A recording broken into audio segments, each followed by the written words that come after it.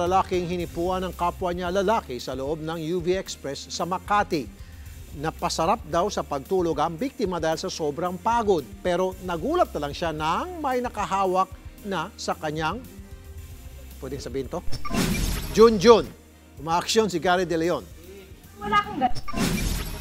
Paprangkahin kita, ako nanay niya. Pero wala kang ganon. Kaya mong gawin sa sarili mo yun. Bastos ka.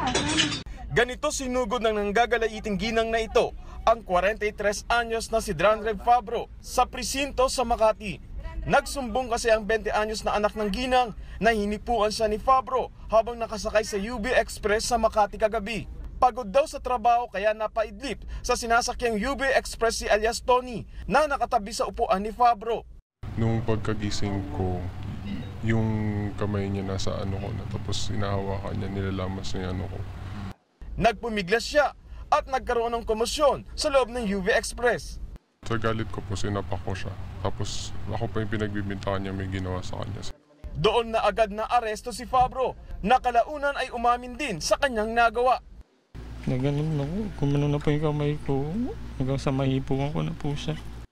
Mangiyak-iyak na nagmamakaawa ang sospek, napatawarin siya ni alias Tony. Pero sorry talaga, hindi ko na sinasadya, hindi ko na po ulitin. Kailangan ko na makauwi para sa anak ko at saka sa nanay ko. Sana wag mo na ituloy. Hindi umubra ang pagmamakaawa ng sospek. Desidido na ang kampo ni alias Tony na magsampa ng reklamo. Diretso sa kulungan si Fabro na nahaharap ngayon sa kasong unjust vexation. Umaaksyon, Gary De Leon, News 5.